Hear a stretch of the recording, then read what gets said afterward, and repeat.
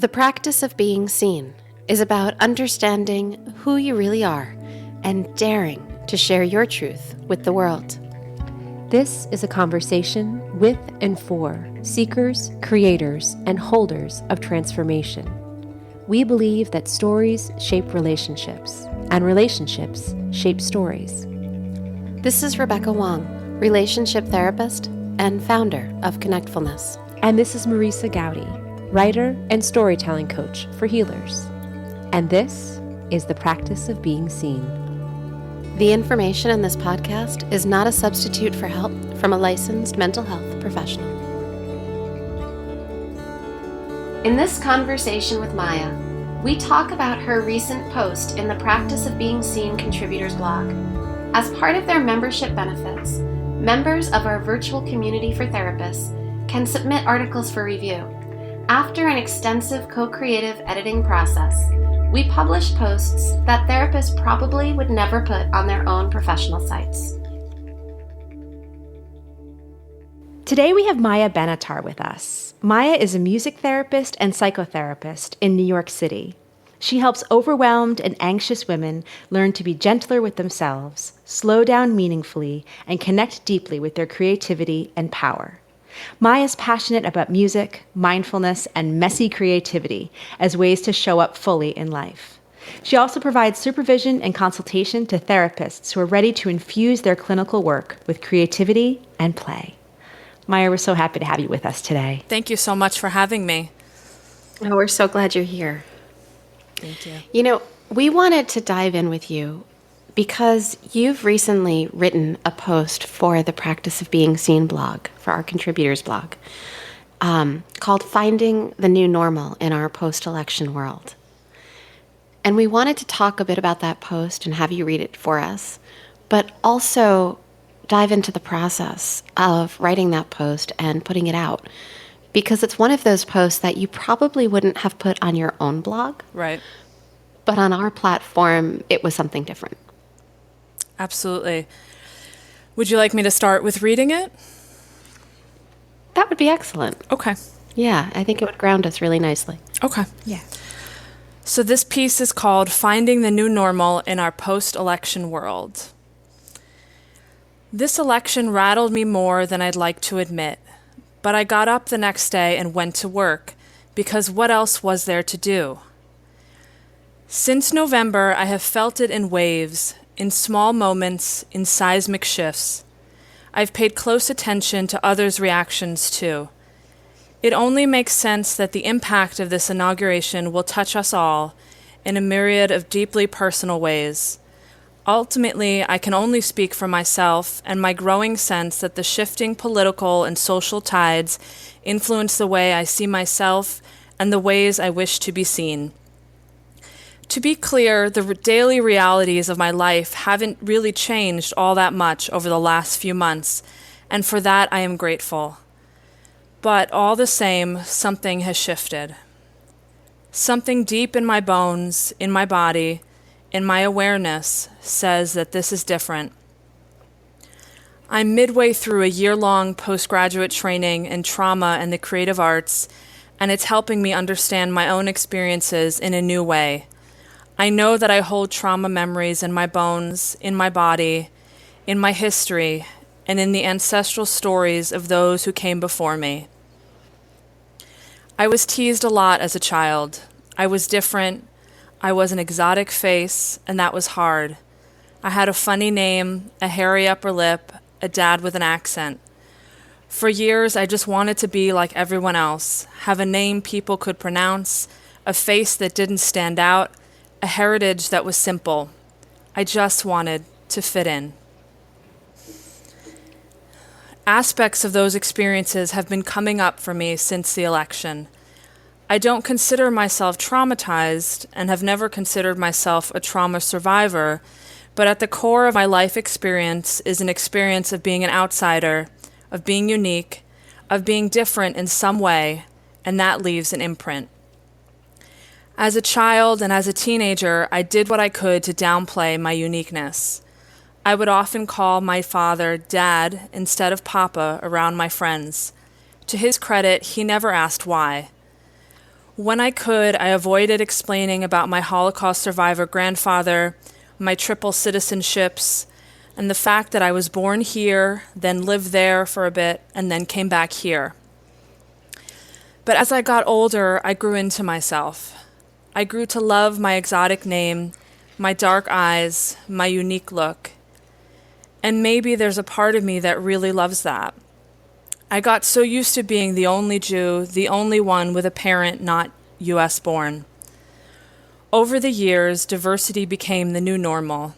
I easily shifted from being one of a few to being one of many. I can't remember the last time I heard the name Maya called on the street, and it was actually for me. But now something has shifted. The diversity that I and so many other New Yorkers grew accustomed to seems to have a different texture. Now I feel that shift, and I know that I want to be seen, and I wonder what that means. The trauma that my grandfather endured resonates in my bones. The echoes of never again echo in my head. I know I am privileged and can hide my differentness to a fairly large extent. But would continuing to hide really make sense for my work, for the world, for me? Seeing and being seen are two different things, equally hard, equally raw. I hold one in each hand and tentatively step forward. I do not know what to do, which always scares me. But I know deeply that to do nothing would be wrong. So I allow myself to feel scared when sirens rush past, and to notice my body, to make eye contact with strangers on a New York City street and smile. Do these actions seem too small, too inconsequential when I'm trying to find ways to respond to post-election America and how the diverse society I value seems to be eroding? To let myself be more present and less removed from everyday interactions is actually quite powerful. I can let myself be seen now. I must let myself be seen now. Right now, my response to our changing society is to make deep and intimate connection with myself and others. Tomorrow it will mean something else, but right now it's enough to see and be seen. Thank you, Maya. Hearing you read it out loud just makes it even more resonant. And knowing that you first wrote that in November. Yes. We published it right around Inauguration Day. And it seems even truer in so many ways as we record this in mid-March, at least from the reader's perspective. How about you? It's so interesting that you say that. It feels even truer for me too. And I originally wrote this about a week and a half after the election, when I could sense that there was a lot in me and definitely a lot around me, and that I just needed to get it out. And the rough draft was written in about 20 minutes. It was just one of those, like, I have 20 minutes before my next client and I have to let this out. So it was literally like a brain dump into a Word document. And I wasn't going to do anything with it until the encouragement from you guys. So it's been quite a process. I'm wondering if you can dive into that process a little bit. So I had written it in I guess mid to late November, and I had posted it in the Practice of Being Seen therapist group because I had wanted it. It's a private Facebook group, and I had just wanted it to be seen. It felt very important for me, and I hadn't been a member of the group very long, but I was kind of playing around with, like, how am I going to show up in this space, in this virtual space with a lot of people that I don't know. And so I posted it, and it just felt good just to share it. And then I think it was Rebecca who suggested that it could be, a contribution for the blog, which I had honestly never thought about. Yeah, it was just such a powerful read, and it touched so many of us so deeply. Thank you. And I remember Rebecca having to pull my attention to it because I think I had gone into, like, I can't deal with the internet right now in that mid-November malaise. Remember that stage? The deep filter. Oh, yeah. The deep filtering. Yeah. Absolutely. Yeah. Absolutely. Yeah, but it was one of those moments where it was worth it was worth coming back to the internet because it was one of those connection points. It was one of those places where you could once again feel your own humanity in Maya's words. Yeah. Thank you. And just from the writer's perspective of looking at, we have the joy of Google Docs, which is how we do our editing process.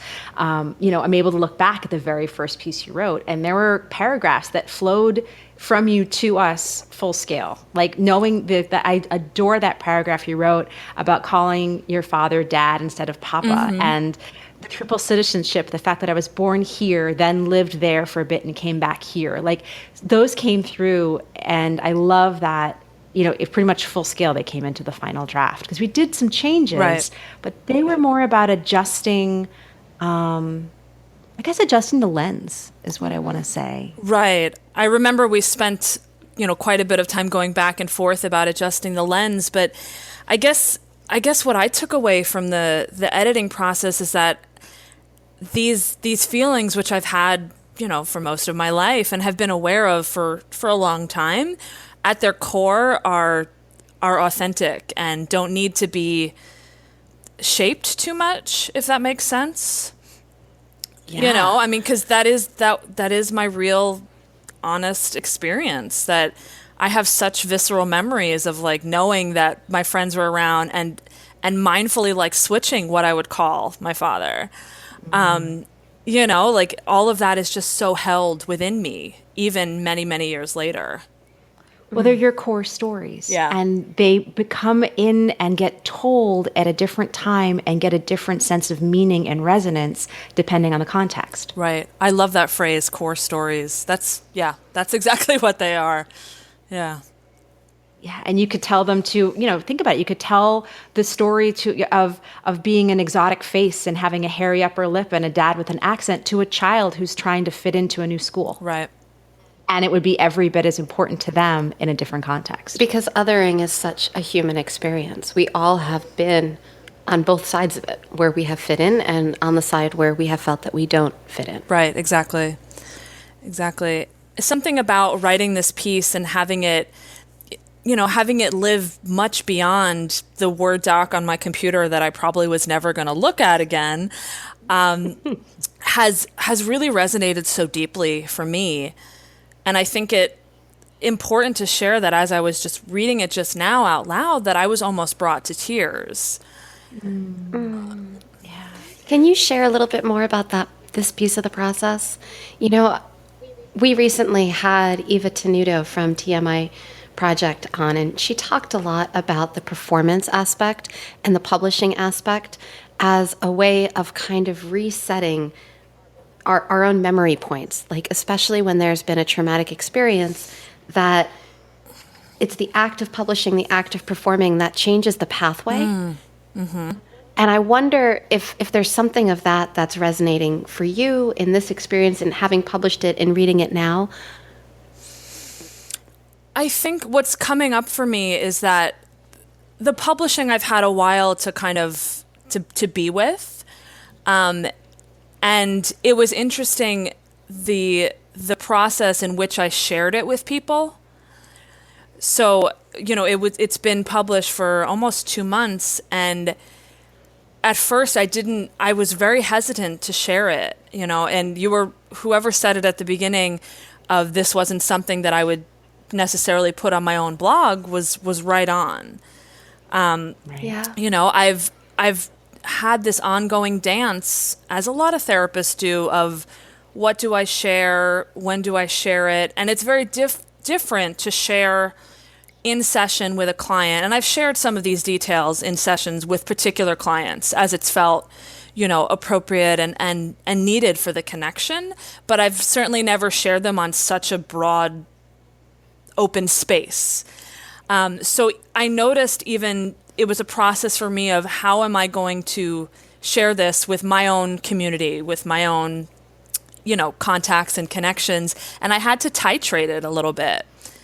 It took me, if I remember correctly, it took me a couple of days to put it out, on my Facebook page, and then to share it with friends, and then with the training group that I'm in, and it took me about a week, possibly longer, to share it with my own email list, which was I remember seeing that post. That was felt like a that was celebratory move of like, I huge. did That it. was so huge. And ultimately, and as a lot of therapists have been over the past months, dancing around, the personal and the political and what's resonating for us and for our clients is a delicate dance.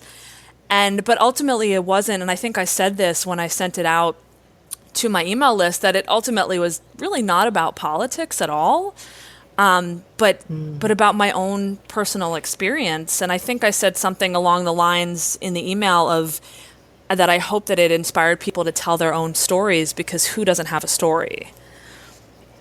Well, that's what therapy's about, right? It's about looking at our stories. Right. So it was, to get back to your original question, it really, every time that I shared it, and every time that I put it out there and, posted it again on Facebook, it just settled deeper and deeper. Into my bones is something that I say a lot, but it's something that really holds true for me. It's a phrase that I use a lot with clients, like, taking something in all the way to your bones, right? Just letting it like seep in. Mm-hmm.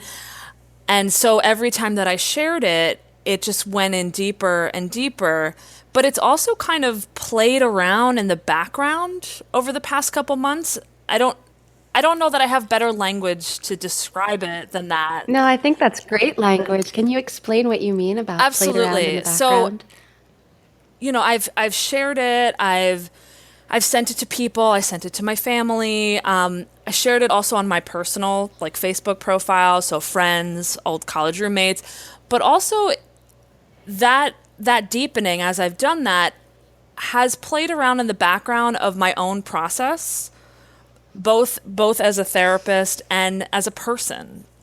So it's kind of woken things that need to be looked at, or things that, I've not really looked at closely in a while, and are kind of circling back around in a timely manner. Like, I don't believe there's any accident with these things. Right. Things come back when we're ready to really look at them, when we're ready to hold them, essentially when they're ready to be seen, right? And so when we're ready to see ourselves. Right, that too. That too. I wish you could see our faces right now. We have these like grins, like proud fairy godmothers in the background, I think. And I mean, We're quelling. That's perfect. I could totally see that. That's perfect.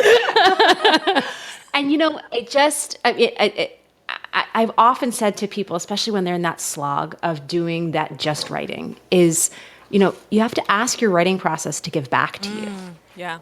And I think that that's something that it may be very small, and just be saying, I did this, I wrote a beginning, middle, and end, and I can have that sense of personal satisfaction. Okay, that's really important in and of itself. But in what you're describing, it's these ripples that can go forth by doing the writing, then doing that next step of what then turns you into a storyteller.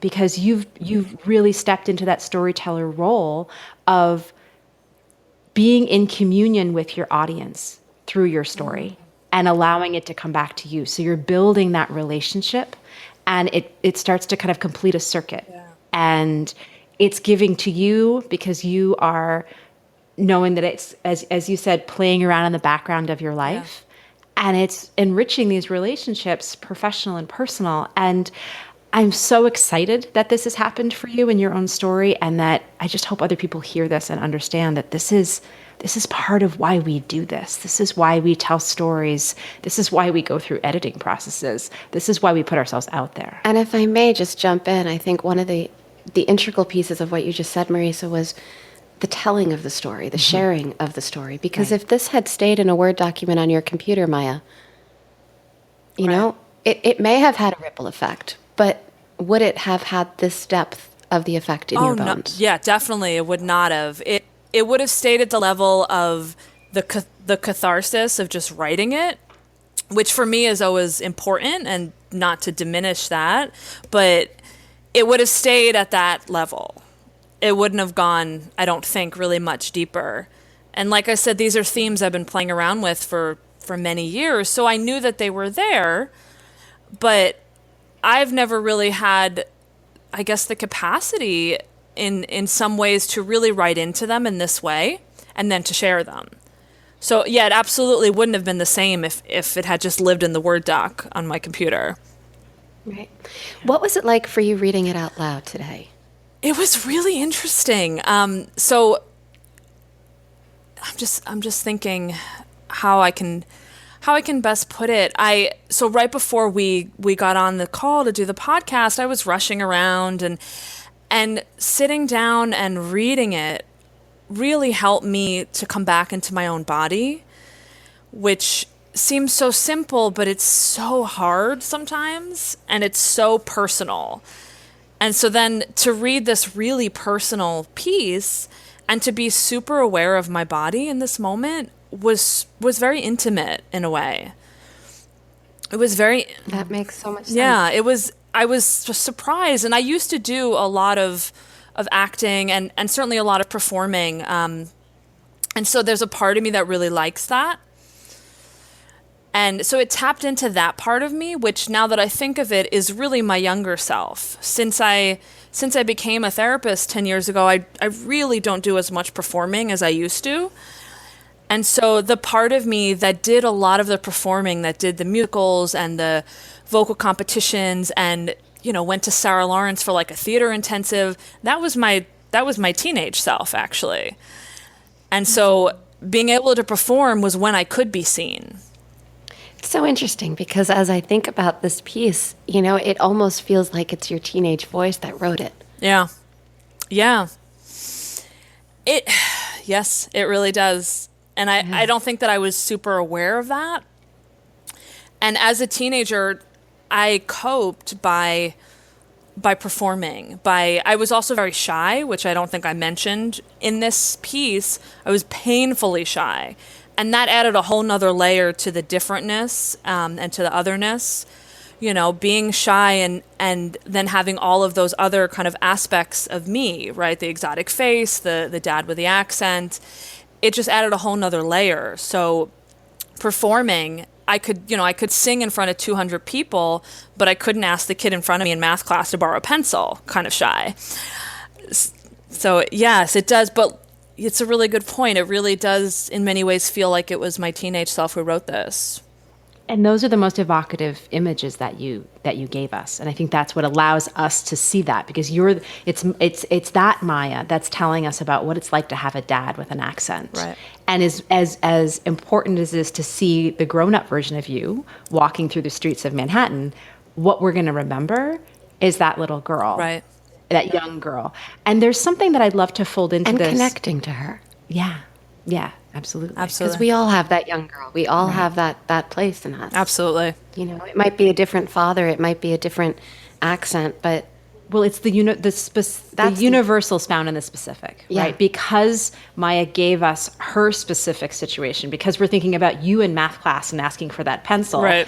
We're all now going to like moments of high school. Mm-hmm. Right. Yeah. And, I want to fold this in because, of course, in the editing process, there's pieces of the story that get pulled out. And it's not that they aren't beautiful and interesting. It's because we recognize we're starting here, we need to end there. How do we get the reader to go on the most direct road? You had told a story in your first version about what it was like to stop wearing your Jewish star. Oh, right. And I think that you said, I think was when you were interning. So it sounds like maybe that was more perhaps this in-between self between now and your high school the professional self. Yeah, I think when stories first come out of us, we often tell them in a progression, right? You give us the childhood, the single years and the married years, if that's where your life is. But is there anything you want to, what that aspect of the story meant to you, just to fold that back into our conversation? Is there anything around that? Yeah. That feels like it informed this in its final version? That's a really good question. And it's funny, until you said that, I was thinking to myself, no, I don't remember a part of the story that didn't make it into the final draft. But yeah, I mean, in a nutshell, I stopped wearing my Jewish star when I was doing an internship, and it was in a psychiatric hospital.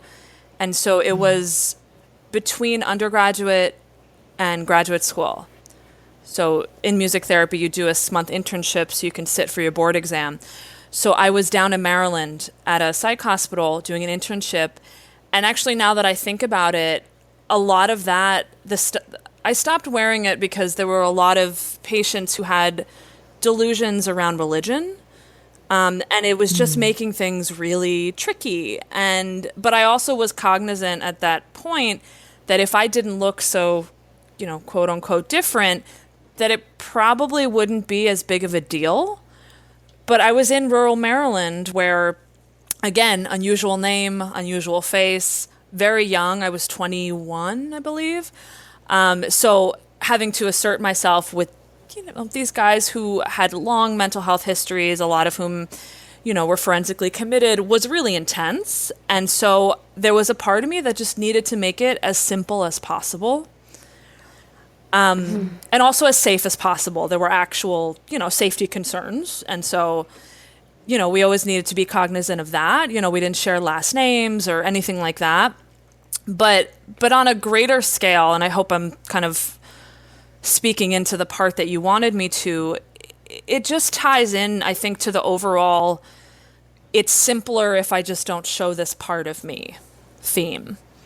And that whole idea of it was simple and it was safe and it was a space, something that you could control. Right. And now if we pull that lens back and think about what's our world like right now?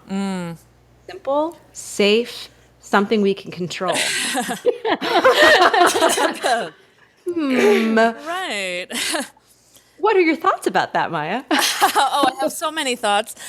But I think the biggest thought that popped into my mind is that our world now is really none of those.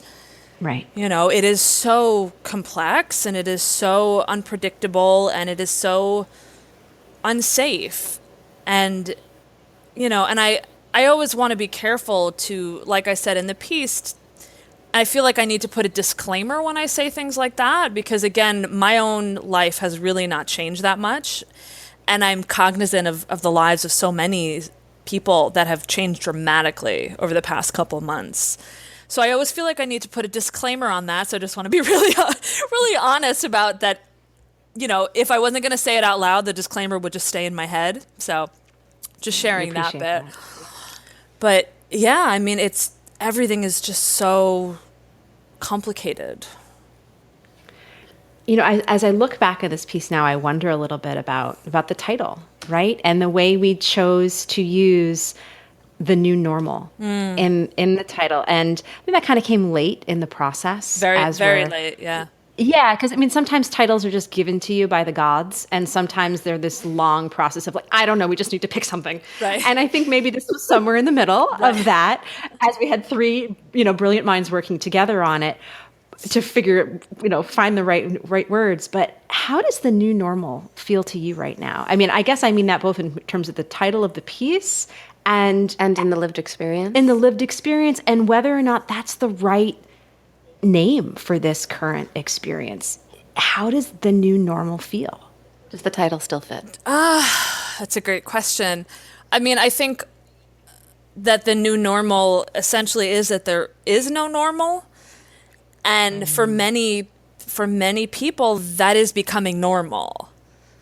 This sense of like what's going to happen next, what's that instability is becoming the new normal. And so I remember that the title rather was not my creation. I remember I had a lot of other ideas and I can't remember any of them right now, but when I forget who suggested it, but it fit. And then it just, finding the new normal, it's going to be an ongoing process. So I think it fits on the piece. The title certainly isn't how I found my new normal, because Lord knows I have not found it. But even it being, an ing word, right? Finding rather than find the new normal. that it's this ongoing process. It's in the present, right? We're all still finding and looking. And I think this also speaks to both the experience of transformation and the transformation that our world is going through, the transformation that each of us as individuals is going through, the transformation that you are going through as a professional, as the author of this piece, but also the process that you hold as a professional, as a transformational professional, that finding the new normal is, it's kind of like it's always the thing. Right. Even when it's not this, when this isn't the precipitating factor, that we're always seeking that new normal. There's always change. Absolutely.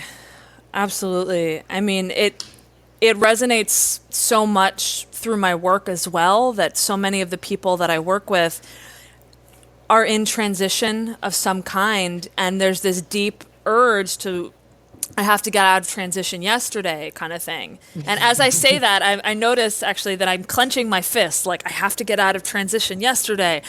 And there's such a tightness to that.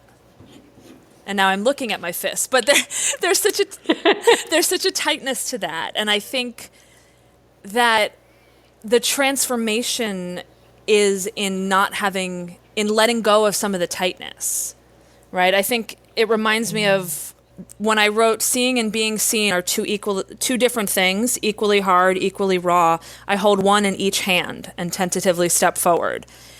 And that's actually an image and just something that I play around with, a metaphor, if you will, a lot with clients, that transition is about holding multiple things, but we generally stay with two. It's it's more tangible.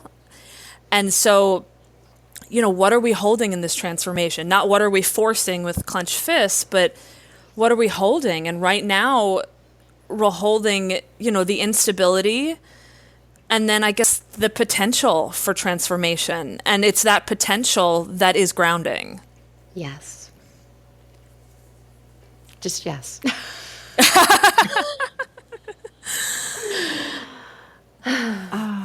I was seeing your hands, and I was seeing your fists so much, and that got me into thinking about the way that bones plays into the piece. And I was just having a brief moment of being an English major, really geeking out. I'll admit it, because all the interplays between the bones and the hands and the imagery, but knowing that in this process of what we're doing right now is an awful lot like what you do in an English seminar when you're analyzing a short story, is that we're talking through this, recognizing parts of ourselves, stories from our own lives that are either occurring to us that we want to share, that we're weaving together. And this is one more element of how that practice of storytelling builds relationships, builds community. Because what happens when not only do you read a piece, but then you start to discuss it and share it, and the life of the piece just continues to grow and ripple forth. I mean, you're talking about this integrative process, which I hear totally embedded in Maya's words. In Maya, you're talking about trauma, and you're talking about your bones, and you're talking about your experiences. Right. Most of the pieces that we publish on the Practice of Being Seen Contributors blog, we really work through with our authors. And Marisa does a really great job with headers and helping the piece flow in different ways. And your piece was the first piece that has absolutely no headers. It's like a song that just, it flows. There's a fluidity in your writing and in your storytelling. And when I see that, it makes me think of the professional Maya, the music therapist, and how everything kind of integrates together. That's such a beautiful image. I didn't think of the piece as a song at all. At its core, I think a lot of my work as a music therapist is about flow. And so that's really broad. It's a really broad way to describe it. But if you think about music can be so many things. It can be pressured and tight and small, and it can flow. It can be lyrical and gorgeous and just sweeping, any adjective that I can think of at this moment. And when people experience trauma or transition or disruption, of any kind, particularly early attachment disruption, that sense of flow is lost. And it's experienced in so many ways. It's the ripples that we were talking about before, and so it ripples out into relationships, into work, into their own sense of themselves, into many things beyond music. But when I help a client bring it back to music, it's in music that often they can sense, wow, I wasn't breathing. Mm-hmm. Or, wow, there was no space for anything in that improvisation I just did. And by anything, I mean that sometimes I'll have a client who I'll say, let's improvise, touch base with how you're feeling right now.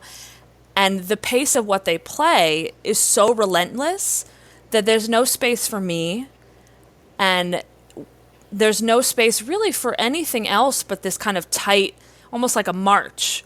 And so that's where we start, right? And it's not for me to critique, oh, this was wrong about that and you need more breath, but to bring them back to their lived experience of what did that feel like. And taking it into your bones is a phrase that I use a lot in my work as a therapist, because we just don't think like that. A lot of us. It's the embodiment. I mean, and because music can be an embodied process and it can be a totally mindless process. And a lot of us tend to, and I do this myself sometimes, and for me it's always a signal of, hey, something's out of alignment. But music can be a way to check out. And sometimes we need that, and it's not for me to say that nobody ever needs to put on headphones and check out. But music is also a way to tune in and align so deeply with our inner selves in a way that's really intimate. And that might mean, improvising music, which is scary for a lot of people, and there's good reasons for that. It's such an intimacy to improvising. And it might mean living in a song. And I use a lot of songs with my clients. As a singer, as a longtime singer, songs are really powerful for me, but often it's a beautiful place to start with a client when anything else feels too scary. When they come in and say, I want to do music therapy, but I don't want to play anything. And so that's fine. And so there's so much in a song. This brings me to this one space, I think, in your piece that has sound in it. Mm-hmm. So I allow myself to feel scared when sirens rush past and to notice my body. And, there's the embodiment. There's the embodiment, and there's the music. Because I think it was only a subconscious awareness. As I read this piece, I was always so aware of the noise of the New York City street. And I don't think you necessarily underline that. It's just knowing you and what you would bring to this piece is right. You're finding a way to be very aware, to make eye contact, to smile in the midst of this street symphony and all of its dissonance, and find a harmony inside of it. That's so beautiful. And I just had a flash to George Gershwin and all of his pieces that capture like the city's energy. It just kind of flashed into my mind. But yes, I mean, the sirens are a particular thing for me, actually, on a personal level. There are certain sounds that I'm really sensitive to, which is odd as a music therapist, as a musician, but sirens are one of them. And I had a lot of ear operations as a young child, and I think that's just residual from that. And so noise doesn't really bother me that much, and I've gotten used to it in the city, but if a siren passes, I usually have to cover my ear. And which is something that you often see like little kids doing because it's too much, and I'm no longer a little kid and I still need to cover my ears, and I've just learned to embrace that. But I remember actually, I think it was like 3 or 4 days after the election, when I was about to cross a street, and I was not in Manhattan, I was in Queens, I believe, and it was a lot quieter, and all of a sudden the siren rushed past so fast that I didn't have time to cover my ears. But I remember there was a part of me, and again, I think it's that child part that was like scared because I think I was holding something, and the coordination just wasn't there in that moment to cover my ears. So I think that was scary on like a small visceral level. It feels but also, really metaphorical too. yeah, in many ways. But also that I was scared of like what that could mean. And I had never really wondered about sirens before to a great extent. You know, they pass, you go, oh, I hope everything's okay. And then you go on with your life. Because if we wonder about every siren, we'll never really do anything. But in that moment, I stood on the sidewalk and I was frozen for a moment. And I didn't write this in the piece either. There was a man standing next to me and he didn't speak much English, but we locked eyes and we just kind of acknowledged the fear in that moment. Wow. I don't know a better way to describe it than that. And then the light changed and I crossed the street and I kept going. You shared humanity in that moment in such a profound way that, in a way, for some would read what happened at the election as a traumatic experience. Certainly not everyone, but in those moments afterward, you start paying attention and seeing the world in a different way, and you start seeing the people around you in a different way. Absolutely. Sorry, I got off on a little bit of a tangent there. No, it was a beautiful tangent. Okay, I think wonderful. We love tangents. Yeah, I mean, it helps us get to know, because you're not just the you who wrote, a few hundred words, you're you, the writer. What parts of it were informing what you wrote in a first draft, even though it never made it on the page? Like, in my work as a writing coach, so often I have people tell me their deepest secrets that they would never, ever publish. Right. But unless I if I don't understand that, I don't know how to help them hold what's being unsaid. Yes. And it's often what you're not saying, what you're wrapping in a metaphor, what you're dropping in with, and then a bird came by. What does that bird really mean to you? If I'm going to be the best holder and container for someone's writing, I need to understand who that bird is. And if they need to fly back again, we can bring them in.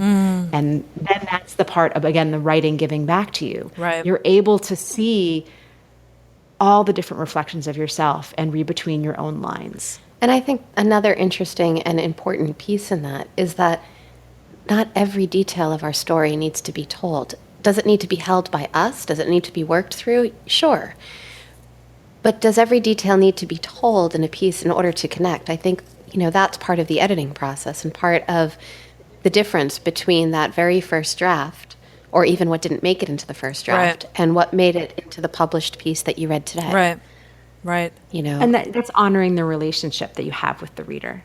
And Yes. I mean, it's at the most basic level, like, I'm not going to waste your time with this ancillary detail, but it's also saying, like, you and I, dear reader, have a moment together, and this is what I'm going to use in this moment. This is what I'd like you to feel and understand, and I'm going to handpick these 3 details out of 37,000 so that you see what I need you to see in this moment. We can share something and then continue a greater narrative together. And because we work a lot with a community of therapists, and because Maya's a therapist, I think this idea of the therapist sharing of themselves is something that we hear a lot about.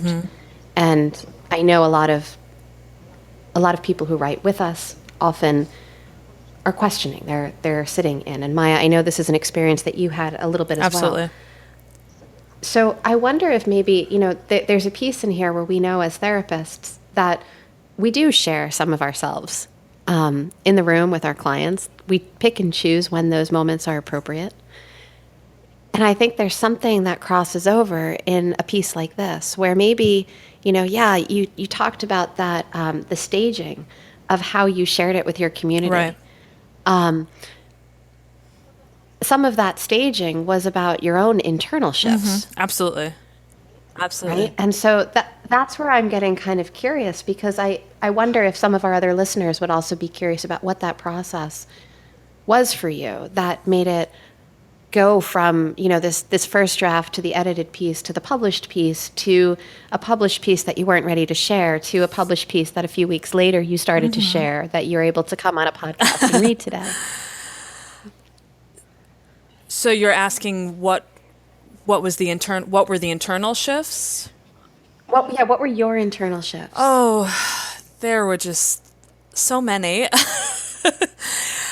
But I think if I had to put it into words that are somewhat coherent, the biggest internal shift was just a deepening sense of this is me, and that this is my story. And like I wrote in the piece, I spent a lot of time trying to kind of climb away from it in a sense, and I've just had this deepening awareness of the past couple months, the past couple weeks, that that's just not really possible.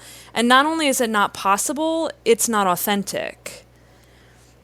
I work in a really, really relational way, in a very connected and authentic way with my clients. And this is a piece of me that's always been in the room, to be sure.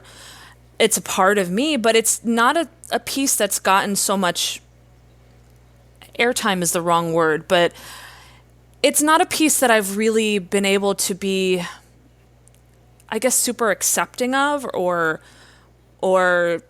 there hasn't been as much flow. Let's go back to flow. There hasn't been as much flow between who I am in the therapy room and then letting this part in as well. It's there whether I want to let it in or not.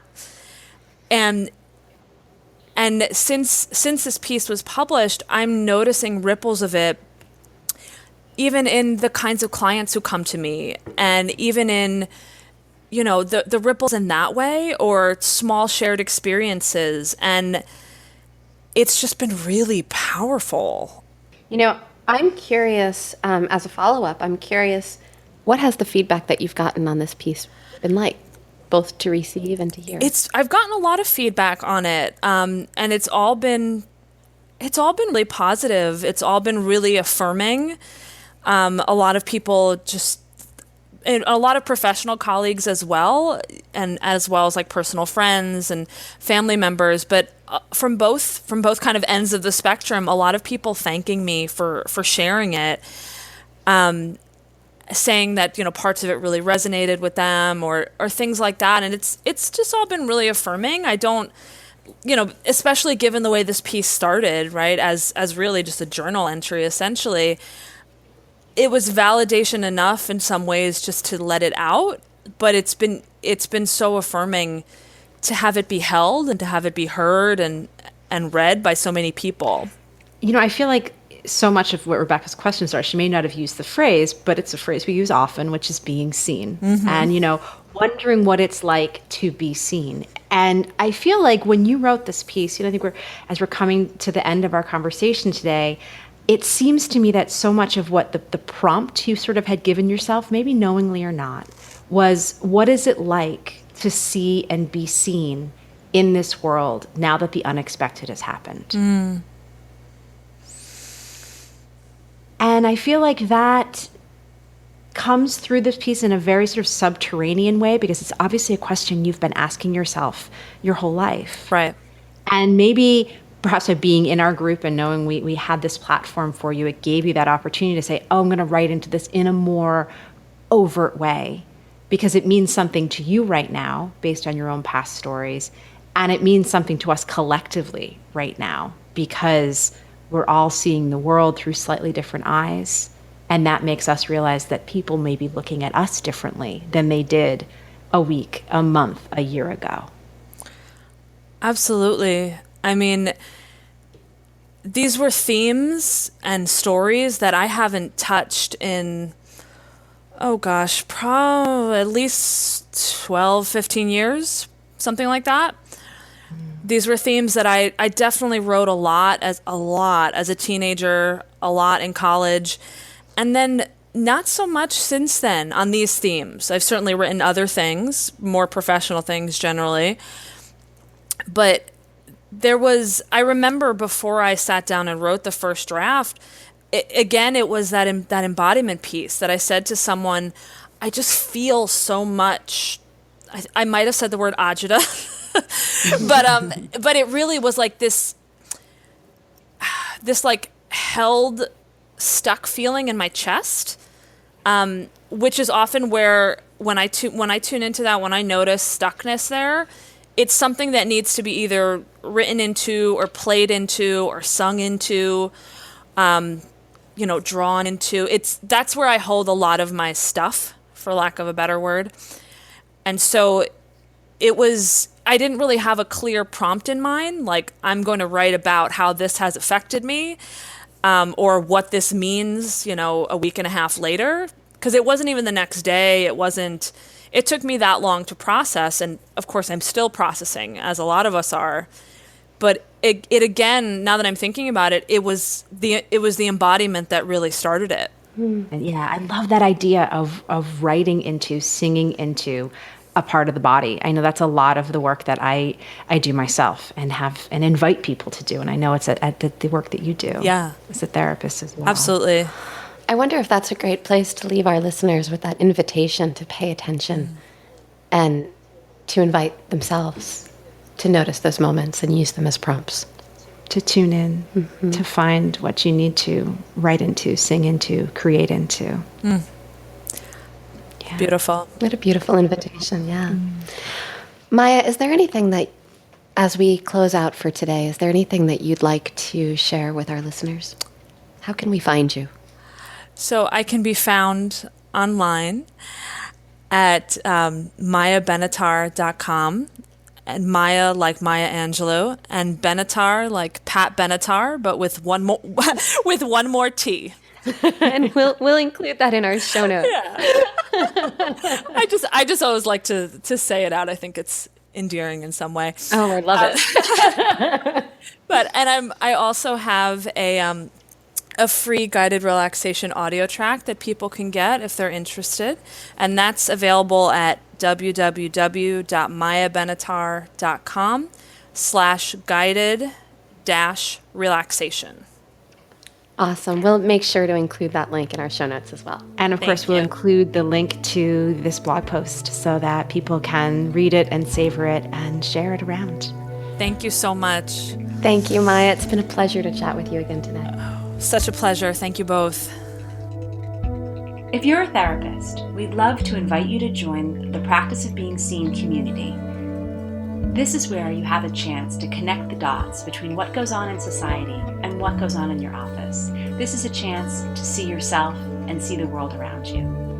For more information and to apply, please visit us at practiceofbeingSeen.com/community-for-therapists.